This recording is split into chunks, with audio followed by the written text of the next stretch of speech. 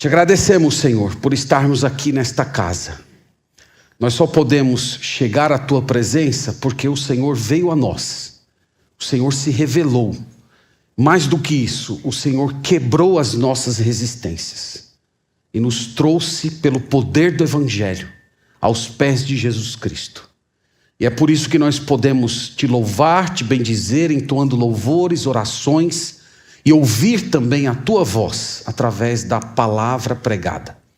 Nós oramos para que nessa noite o Senhor nos abençoe, falando poderosamente ao nosso coração, trazendo-nos ao conhecimento de Cristo. Pedimos isso para a Tua glória, no nome de Jesus. Amém. Irmãos, abram por favor em Apocalipse capítulo 14. Vamos lá.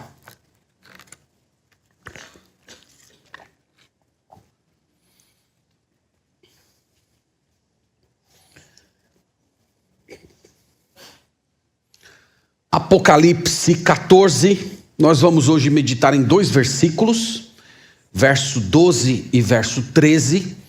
Para os irmãos que estão vindo pela primeira vez, nos domingos à noite, nós estamos estudando esse livro.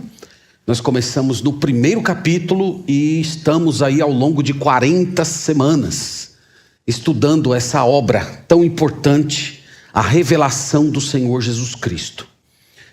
Então, nós vamos hoje meditar nesses 2 versos. Queria começar logo com a leitura do texto sagrado.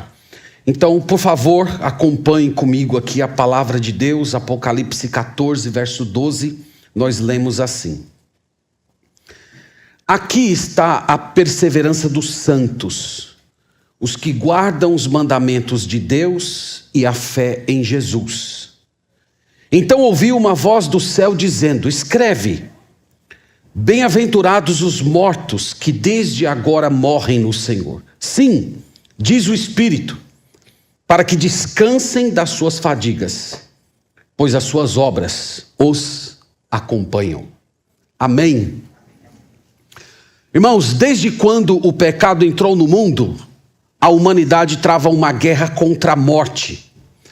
Toda a civilização, em maior ou menor grau, procurou vencê-la de alguma maneira. Nós temos, por exemplo, as esfinges dos faraós que construíram lá suas obras, suas pirâmides, para tentar de alguma forma se eternizarem. Durante a Idade Média, nós tivemos os alquimistas que gastaram boa parte da vida deles procurando o chamado elixir da imortalidade. Há também pessoas que cruzaram os oceanos à procura de uma tal de fonte de juventude. E essa luta contra a morte, ela continua ainda na nossa geração, só que agora de uma forma um pouco mais sofisticada, através dos grandes laboratórios desse mundo. Eu acho que eu comentei aqui na igreja que faz pouco tempo que eu li uma reportagem de que está sendo desenvolvida uma espécie de bioimpressora, capaz de produzir pele humana, e o objetivo no final das contas é fazer órgãos inteiros para transplantes. Então, a esperança é que as pessoas vão substituindo as partes desgastadas do corpo pelo tempo, colocando as outras novas, e dessa maneira as pessoas não morrerão. Então é interessante como desde quando a morte entrou no mundo por conta do pecado, o homem de alguma maneira procura fugir dela. Mas quando nós abrimos aqui o Apocalipse, nós lidamos com esse texto: bem-aventurados os que morrem. Então isso se choca completamente com todas as concepções desse mundo. E o nosso objetivo, irmãos, essa noite é compreender o que essa passagem significa. Nós vamos perceber o que Deus fala a respeito da morte. Na verdade, nós veremos nesses 2 versículos o que é uma boa vida e o que é uma boa morte, por assim dizer, e como isso impactou os leitores primários do Apocalipse e como essa mensagem ainda continua falando ao nosso coração. Então, o nosso trabalho aqui essa noite é tentar compreender um pouco mais o que é a morte na perspectiva de Deus e o que é também uma boa vida segundo a ótica do Deus vivo. Então, esse versículo, irmãos, eu separei em 2 cenas.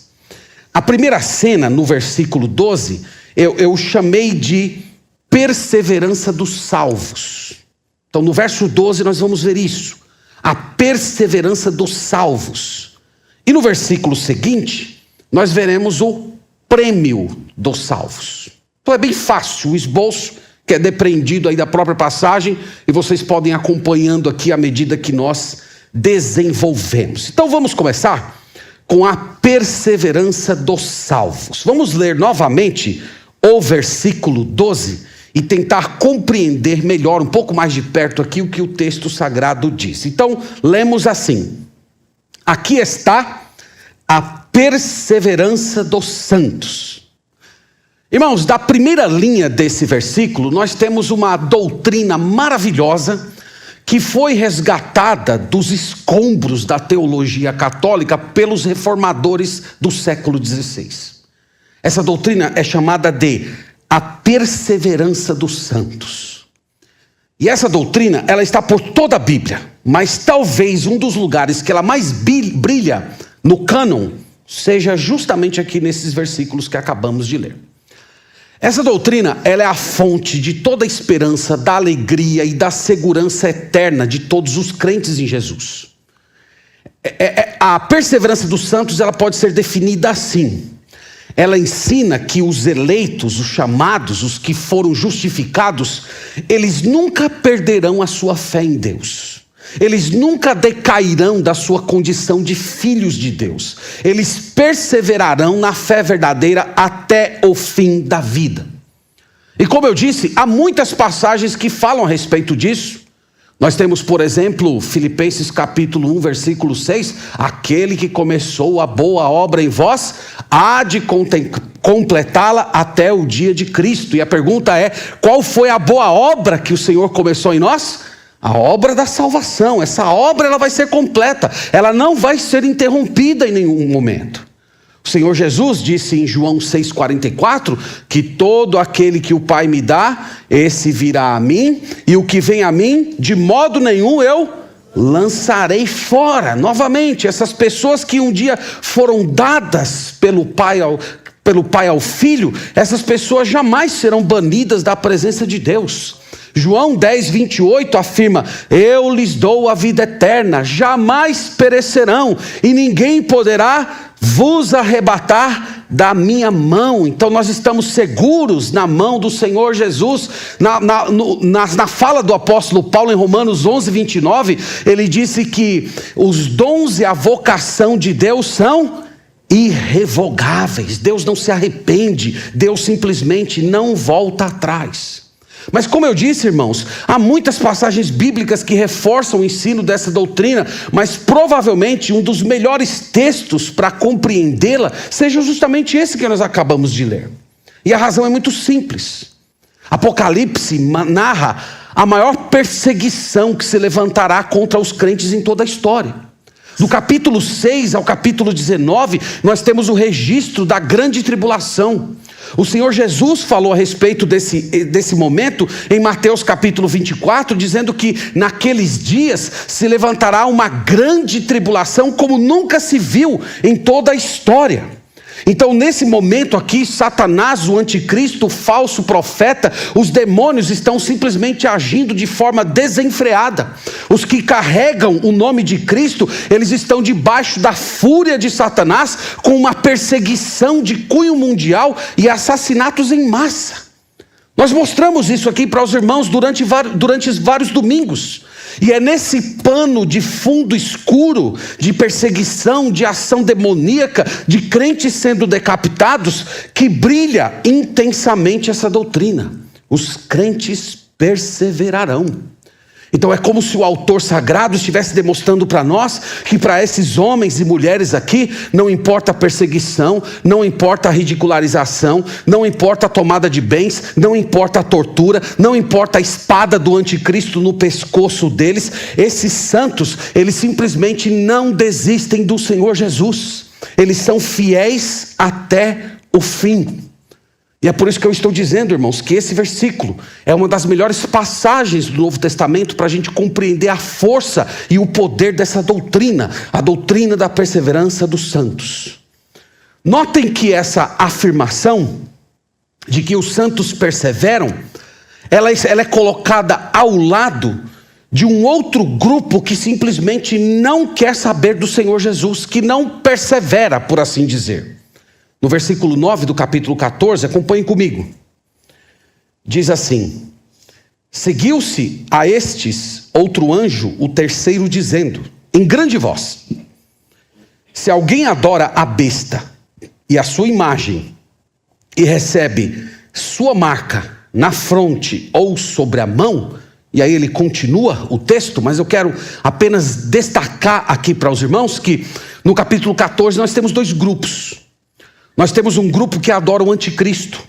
Nós temos um grupo que se curva diante do ídolo falante do falso profeta, que eu mostrei algumas semanas atrás. Nós vimos as pessoas que recebem a marca da besta, que identifica essas pessoas como adoradores leais do diabo e completamente ligados a esse sistema satânico. Então esse é o primeiro grupo que aqui está, esse é o grupo dos ímpios. Mas quando nós chegamos aqui, irmãos, no versículo 12, nós temos um outro grupo. Os santos.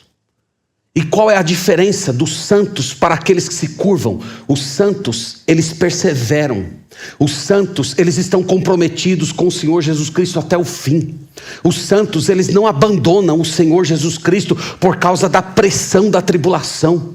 Os santos, eles são capazes de sofrer as mais profundas perseguições, de assistirem os seus próprios filhos sendo decapitados, e mesmo assim, eles não se curvam diante do mal. São os dois grupos que nós temos aqui. Então, esse grupo, irmãos, em particular, é simplesmente glorioso. Eles são leais ao Senhor Jesus. Eles não serão vítimas do engano de Satanás. Eles não serão ludibriados pelos milagres do anticristo e nem se impressionarão com as palavras doces do falso profeta. Eles vão seguir Jesus fielmente até o fim. Só para vocês verem uma referência a esses crentes, olha o capítulo 7, volta um pouco aí.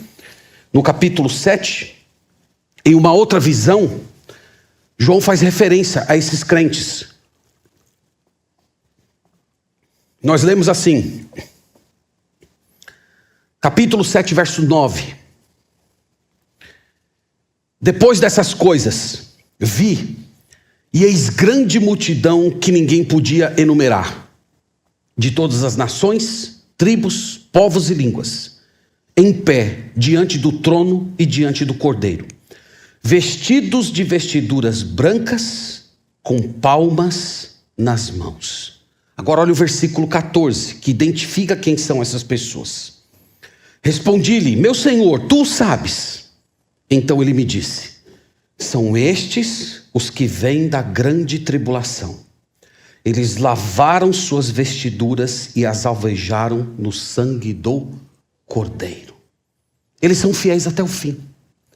Lá no capítulo 14 diz que eles perseveram. Aqui nós percebemos que a perseverança desses crentes é testada até o seu último limite, o limite da morte. E eles simplesmente não decaem da condição de santos. Eles não renunciam ao Senhor Jesus Cristo. Aqui, irmãos, antes da gente seguir em Apocalipse 14, cabe uma questão importante. Qual seria a fonte da perseverança desses crentes? Pense um pouco comigo sobre isso. Por que eles perseveram? Será que eles perseveram porque possuem uma forte determinação interior? Eles serão super crentes, mais fortes, mais robustos na alma do que todos nós, e por causa disso eles perseverarão até o fim, porque eles terão uma disciplina de resolução simplesmente inquebrável. Seria isso? O mesmo Cristo que age neles também age em nós. Olhe comigo, por favor, 1 de Pedro, deixa aí o seu Apocalipse marcado. 1 de Pedro, capítulo 1. Versículo 5, olha o que é dito aqui sobre o elemento que produz a perseverança no crente. Ele diz assim, no verso 5, que sois guardados pelo poder de Deus mediante a fé, para a salvação preparada para revelar-se no último dia. Então ele está se dirigindo aqui a um grupo de crentes, a uma igreja, e ele está falando o seguinte: vocês, crentes, vocês irão experimentar a salvação que está sendo guardada, que vai se revelar na sua plenitude no último dia, quando o Senhor Jesus Cristo voltar. Vocês vão permanecer até esse dia. E ele diz, vocês serão guardados. Agora, o que eu quero chamar a atenção de vocês aqui é, quem é que guarda essas pessoas? É o poder de Deus. Não é isso que está escrito aí? Vocês são guardados pelo poder de Deus. Então, qual é a fonte da perseverança dos santos? É a determinação deles? É a forte resolução interior? É a disciplina inquebrável? Não. É o poder de Deus. O mesmo poder que agirá nos santos do Apocalipse é o poder que está agindo nos crentes de hoje. Os crentes estão sendo guardados, eles estão sendo protegidos pelo poder de Deus. E esse poder maravilhoso que os cerca, os guardará plenamente até o dia da revelação da nossa salvação final. Judas, vai um pouquinho mais para frente aí, o livro que precede ao Apocalipse, nós temos uma outra afirmação correlata a essa que eu acabei de dizer para os irmãos. Judas, no versículo 24, não tem capítulo, porque é um único livro, ele não tem divisão em capítulos. Então, Judas, no verso 24, novamente ele fala do poder de Deus aqui, e ele diz assim: ora, aquele que é poderoso para vos guardar de tropeços, e para vos apresentar com exultação, imaculados diante da sua glória, ao único Deus, nosso Salvador, mediante Jesus Cristo, Senhor nosso, glória, majestade, império e soberania, antes de todas as eras, e agora por todos os séculos. Amém. Então, quem é, irmãos, que nos guarda dos tropeços? Ele está dizendo, quem nos guarda dos tropeços é aquele que é poderoso. É Ele, é o poder dEle, é a ação dEle. Então é muito importante os irmãos lembrarem disso. Nós começamos lendo o Apocalipse mostrando a perseverança dos santos. E por que eles perseveram? Eles perseveram porque o poder de Deus está agindo neles. E esse mesmo poder está ativo na igreja de Deus hoje. Durante alguns anos da minha caminhada com Cristo, eu andei muito fascinado pela literatura de perseguição. Até hoje eu gosto, mas eu já gostei muito mais. Eu li muitos livros a respeito de perseguição.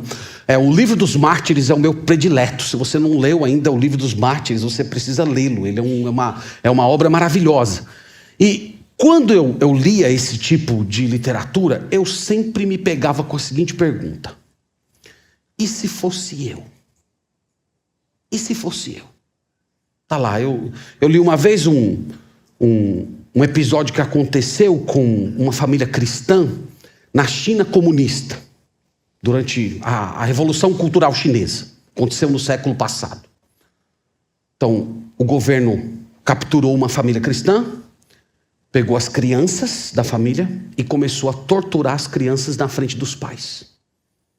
Se você negar sua fé, seu filho para de sofrer. E eu comecei a pensar, e se fosse eu? E se fosse eu? Eu negaria a fé. Eu negaria a fé. Irmãos, se for a partir do meu poder e da minha determinação, sim. Mas se o poder de Deus me guarda, não. Esse é o ensino da perseverança dos santos. Que todo aquele que tem fé verdadeira no Senhor Jesus Cristo, a verdadeira fé, como diz 1 João 5,4, ela vai vencer o mundo.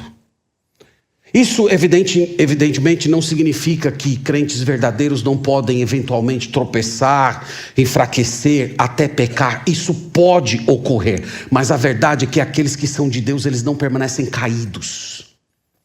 A Bíblia diz que o justo ele pode cair até 7 vezes que Deus o levanta.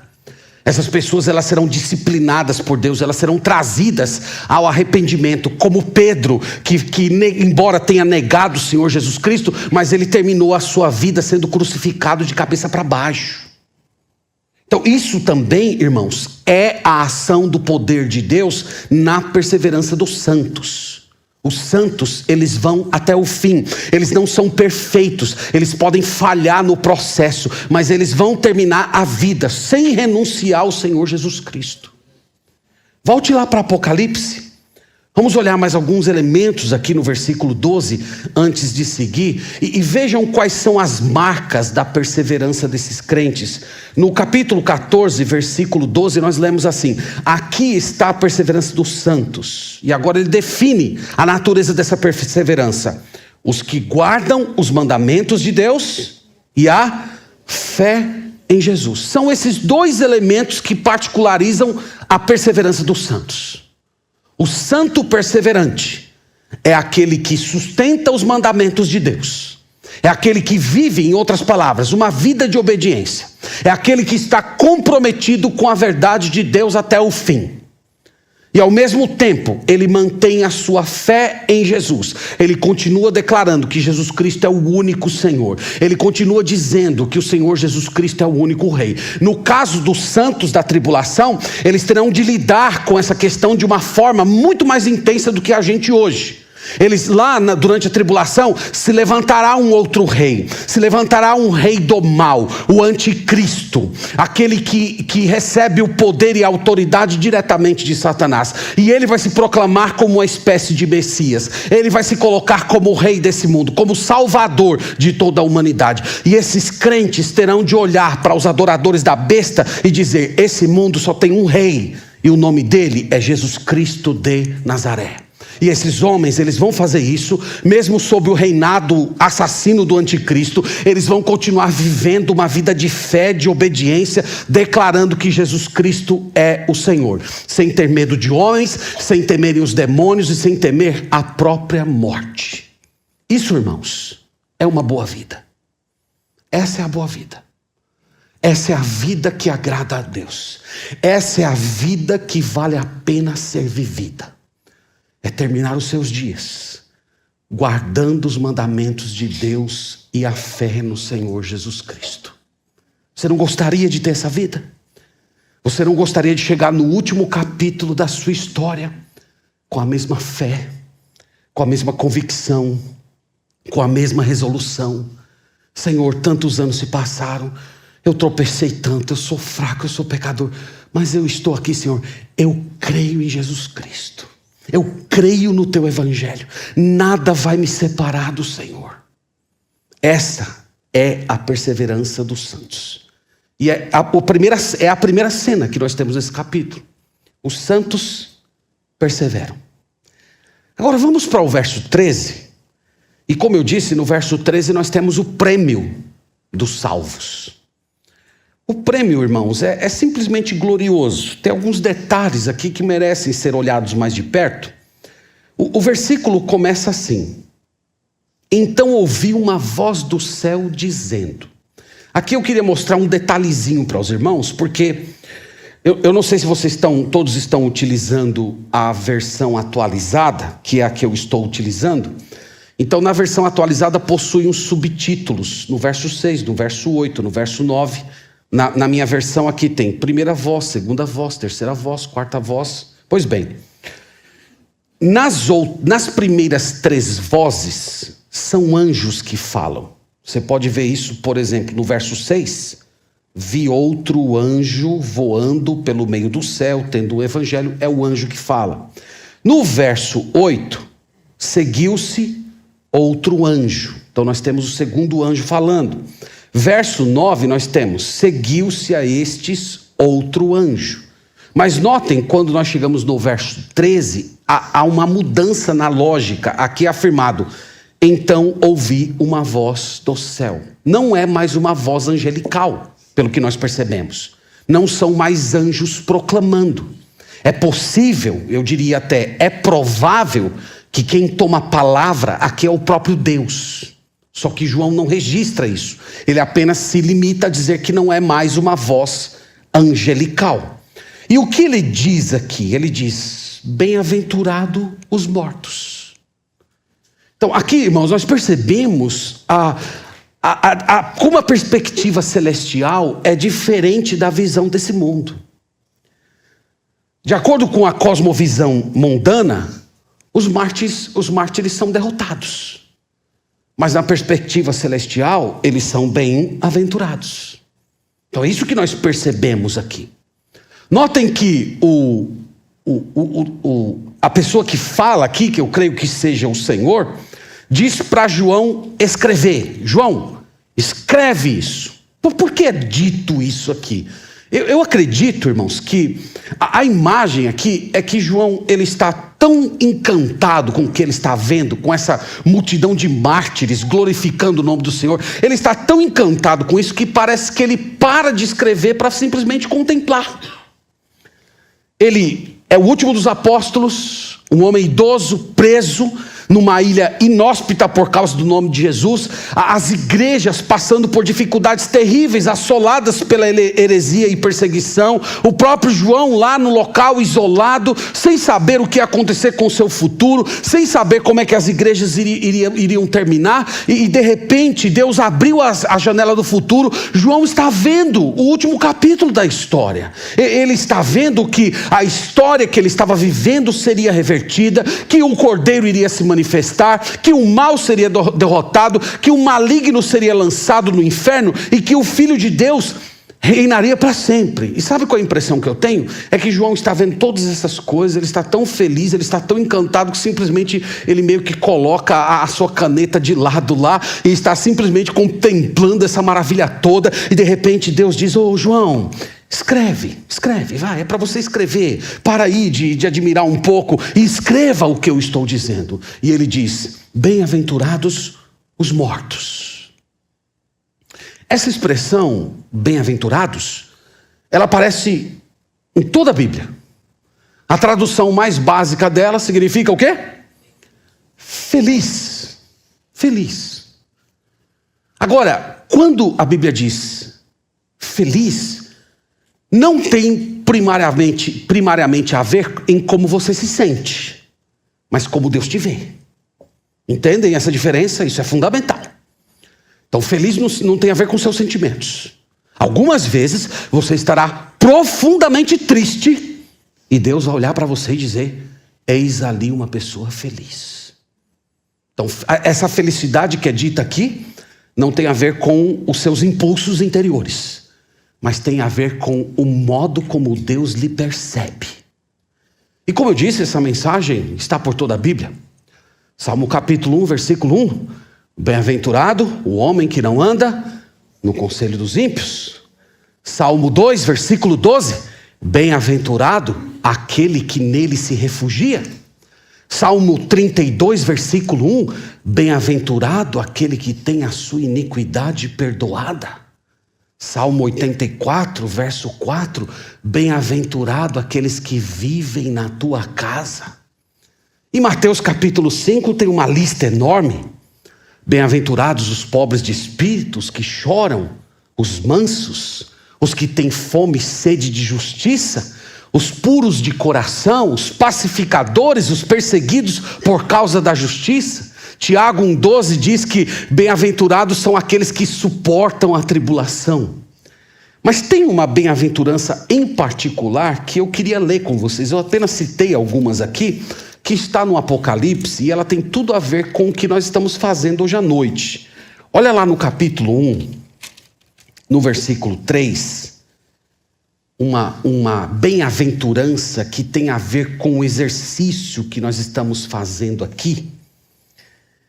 Apocalipse capítulo 1, verso 3. Quem são os bem-aventurados? Ele diz assim: bem-aventurados aqueles que leem e aqueles que ouvem as palavras dessa profecia e guardam as coisas nela escritas, pois o tempo está próximo.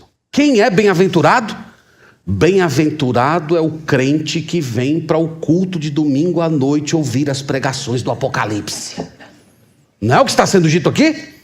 É o que ouve a profecia, é o que lê a profecia, é o que procura compreender, guardar no coração. Só de você estar aqui essa noite, Deus está olhando para você e dizendo: olha ali uma comunidade de bem-aventurados.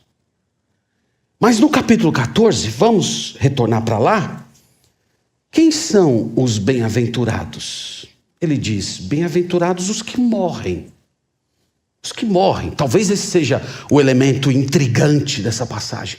Como é que uma pessoa que morre é feliz? Você teria coragem de chegar num velório, tocar lá no esquife e dizer para toda a comunidade: olha aqui uma pessoa feliz? Ele não diz que toda pessoa que morre é feliz. Ele diz apenas aqueles que morrem no Senhor. Isso aqui, irmãos, faz toda a diferença. Nós vamos ver daqui a pouquinho, mas de antemão vou dizer para os irmãos que sem essa frase aqui, a morte é simplesmente uma experiência terrível. Mas para aqueles que estão no Senhor, é uma bem-aventurança. O que significa morrer no Senhor? É como se estivesse dizendo assim: felizes são aqueles que morrem tendo um relacionamento com Deus vivo por meio de Jesus Cristo. É isso que significa morrer no Senhor. É por isso que no Salmo 116, versículo 15, diz que preciosa é aos olhos do Senhor a morte dos seus santos. A morte dos seus santos é preciosa. Para o incrédulo, não. Para o incrédulo, a morte é o fim da existência. Mas para o crente é um elemento precioso aos olhos de Deus, porque marca a união final entre ele e o seu Salvador. Mas continue comigo, ele diz mais algumas coisas interessantes aqui. Ele diz: bem-aventurados os mortos que desde agora morrem no Senhor. A pergunta aqui: qual é o agora dos crentes desse capítulo? O agora deles é a tribulação. Então o que está sendo afirmado aqui no céu é: felizes os que morrem na tribulação. Eles são felizes. E de fato eles são felizes, irmãos. Não só na forma de Deus vê-los, mas a própria existência deles é uma existência feliz. Porque quando nós lemos a respeito deles no capítulo 7, eles estão louvando o Senhor. Eles estão aplaudindo Deus. Então ninguém que foi decapitado pelo anticristo chegará lá no céu triste porque sofreu, porque foi torturado. Ninguém vai chegar lá dizendo: ó Deus, eu me senti abandonado. Ó Deus, porque o Senhor deixou eu sofrer tanto. Ó Deus, porque o meu filho padeceu na minha frente, porque eu sofri tantas torturas, porque o Senhor não interveio na minha história. Nenhuma dessas pessoas carregarão esse tipo de queixa. Eles são felizes, eles estão felizes, mesmo morrendo de uma forma terrível. Então esses santos, eles estão mortos fisicamente, mas entrando na vida eterna. Enquanto os ímpios, eles estão vivos biologicamente, mas caminhando para a morte eterna. É um contraste muito interessante entre os dois grupos. Um grupo permanece vivo aqui na terra, mas eles estão caminhando para a perdição. O outro grupo está morrendo, mas eles estão sendo movidos para a salvação. Aí, meus irmãos, veja só o que acontece aqui no meio de toda essa proclamação. Porque de um lado se fala: bem-aventurados os mortos que desde agora morrem no Senhor. E de repente o Espírito Santo toma a palavra. Olha que bonito isso aqui. Ele diz: sim, diz o Espírito Santo. Irmãos, isso aqui é simplesmente maravilhoso. O João, ele está incluindo todos nós aqui essa noite em um diálogo da Trindade Santa. Então imagina a multidão de mártires atravessando os portões da morte, eles sendo conduzidos pelos anjos até a presença de Deus, e eles finalmente entram nos átrios eternos, estão lá na sala do trono, aquela sala linda que nós vimos lá no capítulo 5, com vozes, trovões, arcanjos, querubins, brilhos magníficos, e de repente a voz do trono diz: olhem, chegaram os bem-aventurados. E o Espírito Santo toma a fala cheio de alegria, dizendo: sim, os bem-aventurados chegaram em casa.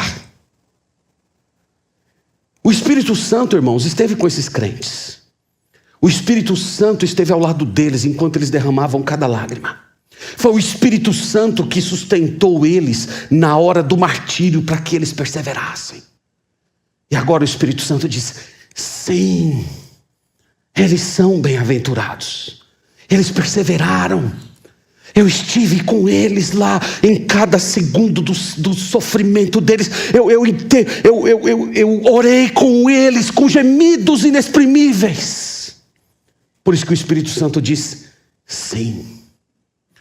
É magnífica essa imagem, vocês não acham? Eu fiquei imaginando essa semana, será que conosco vai ser assim? Será que nós vamos atravessar os portais eternos? E o Espírito Santo dizendo: sim, chegou mais uma, bem-aventurado. É muito bonito isso. E nesse momento aqui, irmãos, como eu disse, o Espírito Santo toma a palavra e o Espírito Santo tem algo a oferecer a esses mártires. Leia comigo aí, ele diz: sim, diz o Espírito Santo, para que descansem das suas fadigas. O que o Espírito Santo oferece aos mártires? Descanso. De fato, irmãos, eles tiveram muitas fadigas. Eles foram humilhados, perseguidos, proibidos de comprar e vender. Nós vimos isso nas últimas pregações. Alguns forçados a assistir o assassinato de entes amados. Quanta lágrima, quanto sofrimento, quanto esforço desses crentes para perseverarem no Senhor. E eles são como soldados feridos, voltando da batalha, ou como um marinheiro que está fisicamente drenado por ter lutado contra um mar revolto. E eles chegam na presença de Deus, e o Espírito Santo diz: deixem eles descansar. Deixem eles descansar. Agora, percebam um contraste com o verso 11. Nós temos aqui os que estão descansando. Versículo 10, melhor dizendo. Olha só. Também esse beberá do vinho da cólera de Deus, preparado sem mistura, o cálice da sua ira, e será atormentado com fogo e enxofre diante dos santos anjos e na presença do seu Cordeiro. A fumaça do seu tormento sobe pelos séculos dos séculos, e eles não têm o quê? Descanso algum. Nós temos os que vão descansar, e nós temos aqueles que serão atormentados. João faz questão de deixar esse contraste muito claro para o leitor. Os santos foram atormentados aqui na terra, por um tempo, mas eles vão descansar eternamente. Os ímpios, eles podem ter até uma vida tranquila e confortável aqui nesse mundo, mas eles serão atormentados por toda a eternidade. Então João vê isso. João vê o Espírito Santo oferecendo descanso. Agora eles vão depor as armas. Eles são vencedores. Eles permaneceram até o fim. É hora de descansar da batalha. E há mais um elemento que é citado pelo Espírito Santo, que torna esses crentes dignos do descanso eterno. A última frase do verso 12, veja comigo aí. Ele diz assim: pois as suas obras os acompanham. É bonito isso, irmãos. Eles chegaram aos céus, mas eles não chegaram sozinhos. Eles trouxeram as obras que fizeram nesse mundo. Nós vimos que eles perseveraram, que eles guardaram a fé, que eles permaneceram em Cristo. E esse esforço, embora seja fruto da graça de Deus, ele será reconhecido pela Trindade Santa. Isso é uma coisa magnífica. Nós somos indignos disso. Nós só perseveramos, conforme eu falei no início, porque o poder de Deus atua em nós. Mas ainda assim, essa perseverança, fruto da graça de Deus, será devidamente reconhecida pelo Deus Trino. Só para fortalecer essa ideia, olha Hebreus capítulo 6, versículo 10.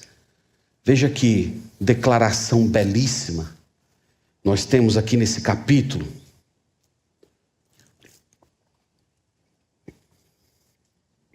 Hebreus capítulo 6, no verso 10, nós lemos assim: porque Deus não é injusto, para ficar esquecido do vosso trabalho e do amor que evidenciastes para com seu nome, pois servistes e ainda servis aos santos. Ele diz, Deus não é injusto. Deus não é injusto. Deus não esquece. As pessoas esquecem o bem que receberam. Vocês lembram lá da história de José, quando ele preso, ele foi um instrumento de Deus para abençoar lá o copeiro, e o copeiro simplesmente esqueceu dele. Mas isso não acontece com Deus. Deus não esquece. Isso mostra para a gente, irmãos, que o céu não vai ser só um lugar de descanso. O céu também vai ser um lugar de recompensa. As obras serão devidamente recompensadas. O apóstolo Paulo, no final da sua vida, ele diz que combateu o bom combate, guardou a fé, e ele diz, agora a coroa da justiça está reservada a mim. Então o céu é um lugar de descanso, mas é também a dimensão da recompensa celestial. Então, irmãos, essa aqui é a exposição da passagem. Eu disse para vocês que aqui nós temos a perspectiva divina do que é uma boa vida e também do que é uma boa morte. A boa vida é a vida de perseverança. É a vida na qual nós obedecemos ao Senhor, permanecemos na fé, guardando os seus mandamentos. E a boa morte é a morte no Senhor. É aqueles que morrem tendo um relacionamento com o Senhor Jesus Cristo. Então, colocado aqui para os irmãos essa passagem, eu quero trazer algumas lições e depois, ao final delas, nós vamos orar. Em primeiro lugar, me dirigindo a você que está ouvindo essa pregação e ainda não entregou a sua vida a Jesus Cristo. Essa passagem ensina algo bem básico da literatura bíblica, que só há dois destinos depois da morte: ou o tormento ou o descanso. Nós vimos esses dois grupos aqui no capítulo 14. Do verso 11, nós vimos que os adoradores da besta, eles não terão descanso nenhum, nem de dia nem de noite. Eles serão atormentados pelos séculos dos séculos. Eles não terão um segundo de alívio. Esse é o primeiro caminho. Essa é a porta larga, a que conduz à perdição. E são muitos os que entram por ela. E aqui no versículo 13, nós temos o outro grupo. Os que morrem no Senhor, aqueles que descansam das suas fadigas, aqueles que vão para casa. E eu queria colocar você essa noite diante dessa realidade. Só há dois caminhos para você: ou o tormento ou o descanso. Quando você atravessar os portões da morte, essa será a realidade que te aguarda. E eu quero te convidar essa noite a vir a Jesus Cristo. Porque só Jesus Cristo pode te livrar da morte eterna. Só o Senhor Jesus Cristo pode perdoar os seus pecados. O Senhor Jesus, quando esteve aqui, ele foi pendurado em uma cruz e lá ele bebeu até a última gota do cálice da ira de Deus. O Senhor Jesus foi atormentado com terrores infernais enquanto estava pendurado naquela cruz, para que as pessoas hoje tenham vida eterna. Então, se você crer nele, se você crer na sua morte, se você crer no seu sacrifício, se você se arrepender dos seus pecados, você vai passar a ser contado como esse grupo que acabamos de ler aqui, aqueles que estão no Senhor. Você vai viver no Senhor. O Senhor Jesus Cristo vai mudar a sua vida. E quando você morrer, caso Jesus não volte antes, você também vai morrer no Senhor. Faça isso e você vai começar a experimentar descanso. Esse descanso que nós temos aqui em Apocalipse é o descanso final. Mas existem aspectos desse descanso futuro que nós já desfrutamos hoje. Nós temos o descanso do perdão, o descanso da presença de Deus, o descanso do Espírito Santo comunicando ao nosso coração que nós somos filhos de Deus. E tudo isso proporciona para nós uma paz que é simplesmente intocada por esse mundo. Então, entre no descanso de Deus. E a partir de então, Deus vai olhar para você e dizer: ali está uma pessoa bem-aventurada. Esse é o chamado de Deus, esse é o chamado do Evangelho de Cristo. Entregue a sua vida a Ele. Eu queria também me dirigir aos crentes de modo geral, trazendo uma exortação muito simples. nós precisamos nos alegrar com a doutrina da perseverança dos santos. Irmãos, ao longo da minha caminhada ministerial, eu tenho tido contato com muitos crentes sinceros, mas que não conhecem o que é a alegria da segurança da salvação. Essas pessoas, elas vivem atemorizadas, oscilando entre a alegria, a confiança e o desespero. Essas pessoas, diante de cada crise, tropeço ou pecado, elas acabam sendo tomadas por um sentimento de que elas foram abandonadas por Deus. E acabam vivendo muito mais com medo do inferno do que com a alegria da salvação. E eu oro a Deus essa noite, peço ao Senhor por você, para que Ele abra os seus olhos para essa maravilhosa doutrina. Que você leia novamente essa frase, aqui está a perseverança dos santos, e você se veja nela, porque ela pertence a você pela fé. A sua salvação não depende da sua firmeza, não depende da sua determinação, e muito menos da sua disciplina em permanecer fiel até o fim. Não é você que segura nas mãos de Deus e vai, conforme diz a música que canta em todo velório. Não é. É Deus que segura você. É Ele que sustenta você com a mão poderosa. Nós seguramos, irmãos, na mão de Deus do mesmo jeito que um pai segura nas mãos de um filho na hora de atravessar a rua. Então você que já pegou na mão do seu filho para atravessar a rua, você sabe como é essa experiência. O filho está segurando na sua mão, mas no final das contas, quem é que está sustentando aquela criança? Se aquela criança de alguma maneira tentar mexer a mão dela, ela vai escapar? Não vai, porque o pai está segurando a mão.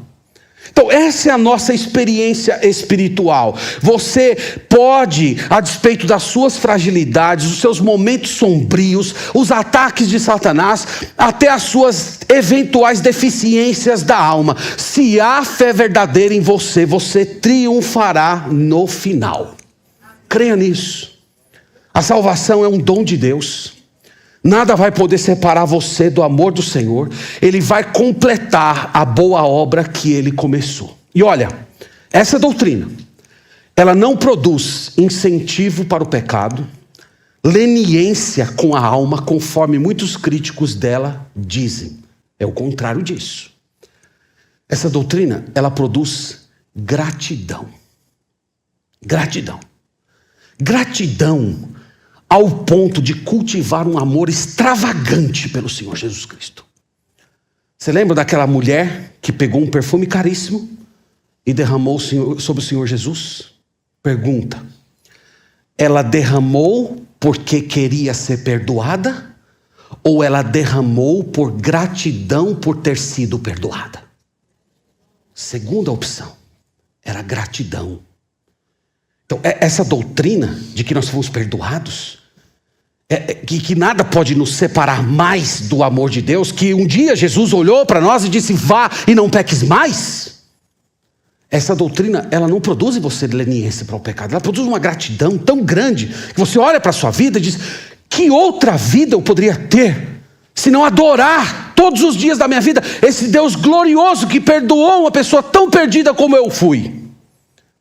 E isso produz um amor extravagante, como o dessa mulher pecadora mencionada na Bíblia. Então você que ainda não experimentou o deleite, o sabor, a alegria, venha para a palavra de Deus, abrace essa doutrina e glorifique ao Senhor. Sirva a Deus de todo o seu coração, não por medo de perder a sua salvação, porque ela é um dom, ela está garantida, mas por profunda gratidão pela salvação que jamais será retirada. Nós temos que viver assim. Segunda lição, irmãos, para a igreja que eu quero trazer, é que nós devemos lembrar que a única vida que vale a pena ser vivida nesse mundo é a vida que consiste em obediência e fé. Nós temos que viver como os santos do Apocalipse. Obediência aos mandamentos de Deus e fé no Senhor Jesus Cristo. Essa é a definição bíblica de boa vida. O nosso mundo não conhece esses valores que eu mencionei para vocês. Para eles, uma boa vida é medida pelo conforto, pela estabilidade, pela saúde, pela realização financeira e pelo sucesso. Agora notem que os santos do Apocalipse simplesmente perderam todas essas coisas que as pessoas buscam efusivamente. Eles são perseguidos, privados de comprar e vender, eles são caçados como criminosos e executados de uma forma violenta. E mesmo assim Deus olha para eles e diz: são bem-aventurados. Nós devemos, irmãos, reforçar esses valores. Nós devemos buscar, orar, clamar ao Senhor para que nós tenhamos essa coragem espiritual. Eu fiquei pensando nos primeiros leitores do Apocalipse. Eu sempre tento fazer esse exercício aqui com vocês. Os primeiros leitores desse livro eram crentes perseguidos, que viveram ali no final do primeiro século. O rei era um rei terrível, um homem chamado Domiciano, que tinha tomado como propósito estraçalhar todos os crentes, acabar com a mancha cristã, o que ele pelo menos chamava de mancha cristã. Ele estava determinado a fazer isso, então ele saiu perseguindo igrejas, matando líderes. Ele exilou o apóstolo João. E eu fiquei imaginando esses crentes lendo essa imagem que nós acabamos de meditar aqui e pensando na própria realidade. Eu tenho que perseverar, eu tenho que seguir, eu não posso negar Jesus. Mesmo que eu morra, mesmo que eu sofra danos terríveis, Deus vai me receber como um bem-aventurado. Eu vou ser afirmado diante dos anjos pelo Espírito Santo. Eu quero isso para minha experiência de existência. E como eu disse, irmãos, nós temos que recuperar essa coragem espiritual. Os crentes hoje vivem com medo. Eles têm medo de ridicularização. Tem crentes que têm medo de serem cancelados. Tem crentes que vivem com medo de processos. Tem crentes que vivem com medo da reprovação das pessoas do seu trabalho. Olha a pequenez da sua fé comparadas a essas pessoas que nós acabamos de ler, sobre as quais acabamos de ler. Nós temos que clamar a Deus para que nós sejamos perseverantes, que nós entendamos que a melhor vida que nós podemos ter nesse mundo é essa, de fé constante no Senhor Jesus e obediência, e que a pior derrota que nós podemos experimentar aqui na terra é negar Jesus para evitar o sofrimento. Então, olhando para essa passagem, nós deveríamos perguntar para nós mesmos: como gostaríamos de ser lembrados no último capítulo da nossa história? Quando chegar o momento da morte, nós queremos ser lembrados pela carreira, pelo patrimônio, pela influência, pela popularidade ou pela fidelidade com a qual servimos o Senhor Jesus? Nós, irmãos, somos os bem-aventurados da nossa geração. E nós precisamos assumir essa identidade de fé. Por último, essa passagem que lemos, ela nos recorda que nós precisamos formular uma teologia bíblica a respeito da morte. Em outras palavras, quando o assunto morte chegar na nossa mente ou nas nossas conversas, os nossos valores, a nossa maneira de nos referir, de pensar e de falar a respeito dela, tem que ser segundo as Sagradas Escrituras. Para os que não conhecem a Deus, a morte é a maior tragédia que pode ocorrer. A morte é o fim, é a desintegração, é a ausência de existência, é a separação total e final. E nós que somos o povo de Deus, nós que somos habitados pelo Espírito Santo, os bem-aventurados desse mundo, nós temos que olhar para a morte como Deus a vê. Deus a vê como preciosa. A morte do crente é preciosa. Ela é preciosa porque Deus tem estima por nós. Porque Deus nos considera o seu particular tesouro. A morte é o nosso descanso. É o fim do sofrimento. A morte é a estrada que nos leva para casa. O Senhor Jesus, enquanto esteve aqui na terra, ele sempre gostou de ter os seus discípulos perto dele. E ele amava tanto a companhia dos seus, que lá na oração dele, aquela oração belíssima de João capítulo 17, no versículo 24, ele fala assim, parafraseando: Pai, a minha vontade é que onde eu estiver, estejam comigo aqueles que tu me deste. Então Jesus tem um prazer, ele tem uma alegria. E a alegria dele é estar com aqueles que foram salvos, por aqueles que creram nele. E ele diz: eu quero, Pai, isso porque eu quero mostrar para eles a glória que tu me deste. Todos os brilhos da minha perfeição, que hoje estão escondidos nessa forma humana, um dia eu quero simplesmente mostrar com toda a força para essas pessoas. Eu quero que eles se encantem com a minha glória. Irmãos, cada crente que morre é como se o pai estivesse atendendo essa oração do filho. Filho, está aqui, mais um. Mais um, para que tu exibas a tua glória. Mais um, para estar contigo eternamente. Essa, irmãos, é a teologia bíblica da morte. E aqueles que aprenderam a viver para Cristo, certamente eles saberão morrer para o Senhor. Então que Deus nos abençoe, para que a morte, ela não seja mais um elemento aterrorizador, mas que nós saibamos lidar com ela com os olhos de Deus. Deus nos abençoe, irmãos, que a palavra do Senhor habite ricamente o nosso coração. Vamos orar nesse momento. Deus Santo, te agradecemos pela tua palavra. Ela é maravilhosa, transformadora, instrutiva. Te agradecemos porque o Senhor nos vê como bem-aventurados. Quem somos nós, Senhor, para sermos tratados com tamanha dignidade? Nós somos fracos, pecadores. Mas mesmo assim o Senhor nos ama de uma forma tão profunda e incompreensível. Muito obrigado, Senhor Deus, por nos declarar dessa forma, por nos tratar como as pessoas mais felizes desse mundo. E nós oramos para que o Teu Espírito Santo seja reforçado em nossos corações, para que vivamos uma vida de perseverança. Que nós não temamos ao homem, que nós não temamos aquilo que pode ser tirado de nós, mas nós nos refugiemos no Senhor e nos alegremos com tudo aquilo que já foi nos dado por Cristo Jesus. Oro também por aqueles, Senhor, que estão sendo atormentados por pensamentos a respeito da morte.